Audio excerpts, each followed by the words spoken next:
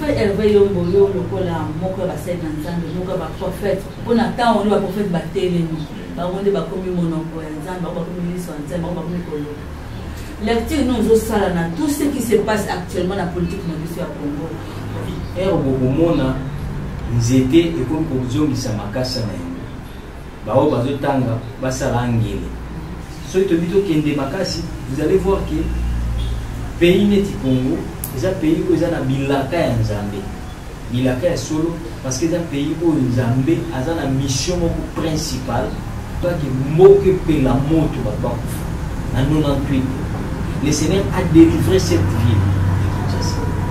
Et le peuple congolais, je vais te dire, quel que soit là où tu es, quel que soit ce que tu fais, vous allez fier que Nzamba est bio. Parce que maman Mariam, ma pamuza, ma sala na Congo, ils ont unique. Ceux qui Nzamba va couper ses nationalités, n'a pas besoin de la Congo. En fait, il y a aussi un message particulier que pour la Magambo, c'est la 23. Pour votre information, élection est au Salam. Mais l'élection est au Salam. Prophète Hervé Yombo, avant de commencer le 23 décembre, le colonel Nanga a démissionné de la responsabilité. Vrai ou faux?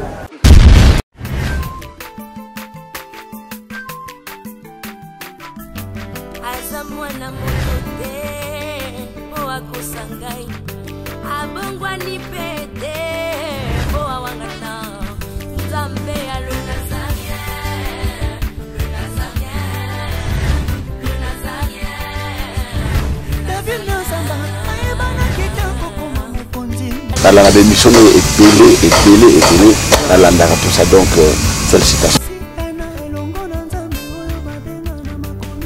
5 ans déjà, Eza est belé, les Nazaréens, parce que avoir une structure et tenir ne fût-ce que 3 mois, il n'y a pas en bas. Eza li pendant moi en bâté.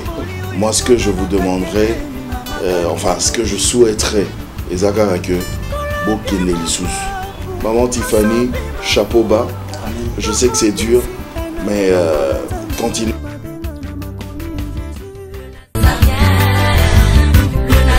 Pas responsable, nous sommes les Nazaréens, que nous sommes ensemble.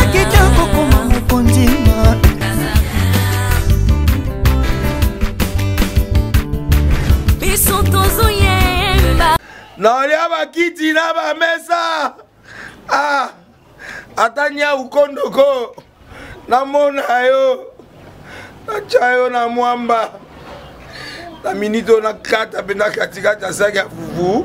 Oui, alors est-ce que tu bonjour Boni et le côté et puis qu'il y a mon bureau à travailler des micros donc dès aux ans on a galère na niveau 0 tout ça la boy moi il naza na mbongo vraiment mingité mais nazo tchela bino moi mukio naza nango na agence moko boy Nazareta.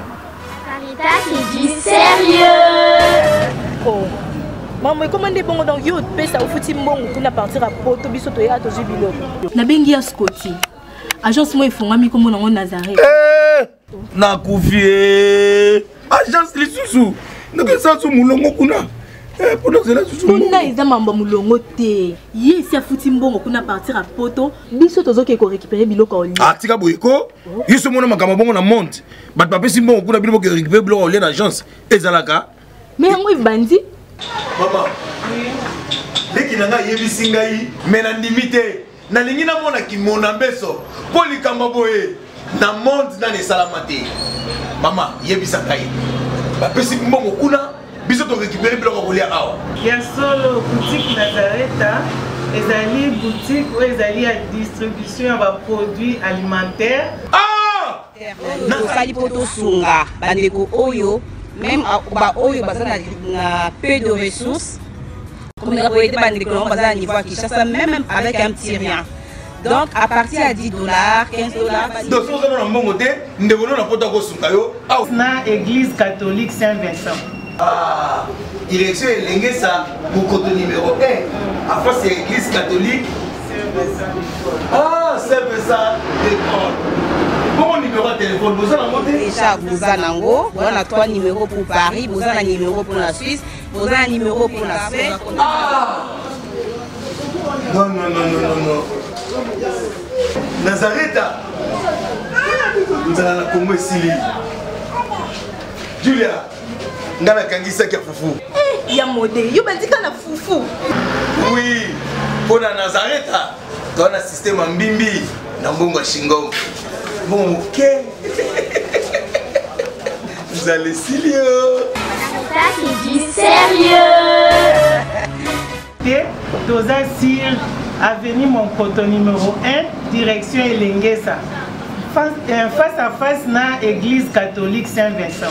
Ah, direction Elengesa, mon coton numéro 1. À face de l'église catholique Saint-Vincent. Ah, Saint-Vincent d'école. Bon numéro de téléphone, vous avez monté déjà, vous avez on a 3 numéros pour Paris, vous avez un numéro pour la Suisse, vous avez un numéro pour la Suisse. Ah! Non. Nazareth, vous allez la Congo ici. Julia, ngana kangisa kia fufu. Ya modé, yo bandika na fufu. Oui, pour la Nazareth, dans le système mbimbi, na mbongo shingo. Bon, ok. Vous allez sérieux. Ça c'est du sérieux. Toujours fidèle à mon poste, comme avait dit à Bakuka. Na ozela. Il a comme ça balagatu. Il a tanzo. Bon, la tanzo toi. Quand on a les Nazaréens.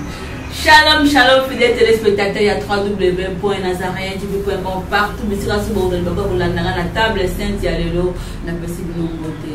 Si vous avez qui met la colère sur ma sia, vous mettez la beauté dans ma mino, vous avez un système de bonheur les Nazaréens.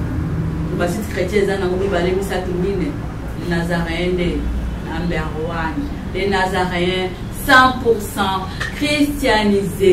Pour le Bino, prophète Hervé Yombo. Oyo, c'est le même que le même que moi on a été meilleur au bon monaïe. Et après ça vient au beauté. C'est que nous on a régi. Tout bien est longo. On a les trônes. Pour les trônes, les trônes, baby kak. Maxi single ya wabino ndeko, wabino mama, wabino leki, wabino servante pour les rabbins qui Tiffany Mopa. On a besoin de les trônes. Tout bien, et là on a les trônes. C'est parti avec la régie. Cette fois-ci, je louerai l'Éternel. Une génération s'en va et une autre arrive. Bien-aimés dans le Seigneur, le son des cloches vient de sonner pour éclairer le monde à l'intérêt des saluts des âmes. Les Nazaréens Productions vous présentent la princesse de l'Éternel Tiffany Mokwa dans l'album Trône, en featuring avec le pasteur Henri Papa Moulaja et le frère Billy Bilomba, avec des chansons comme Kembo, Alléluia, Osana, na Yahweh lele, Oezo matanga na motema ezebele, Yango na yebisiyo, d'âge en âge, et les 4 êtres vivants disaient.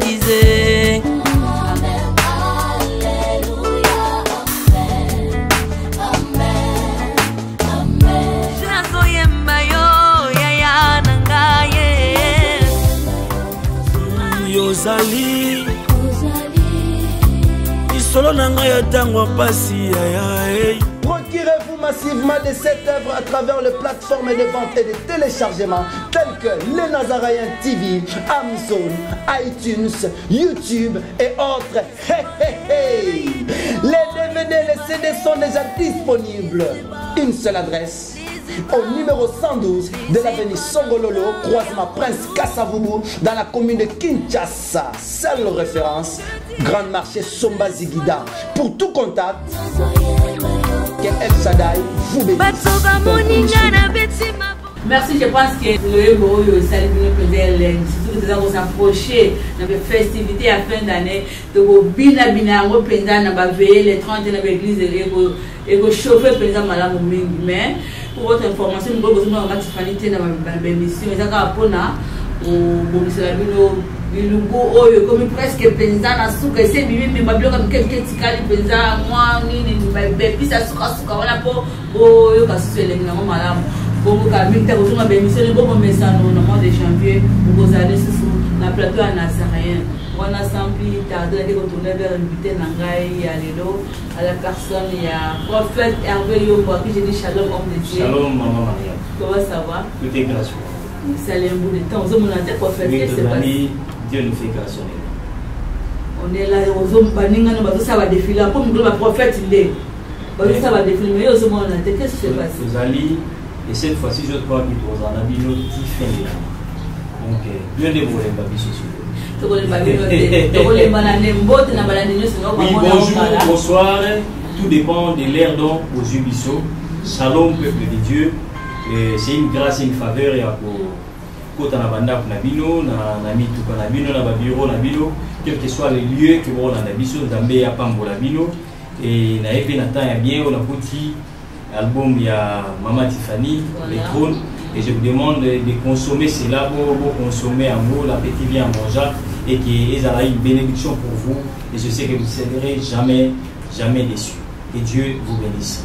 Merci de aimer les pambolis. Vous faites élever le boyo, le cola, mon cœur va s'être ensemble, mon cœur va prophète. Pour l'instant, on va prophète battre les nous. On va comme mon oncle, on va comme les soins, on va comme les colos.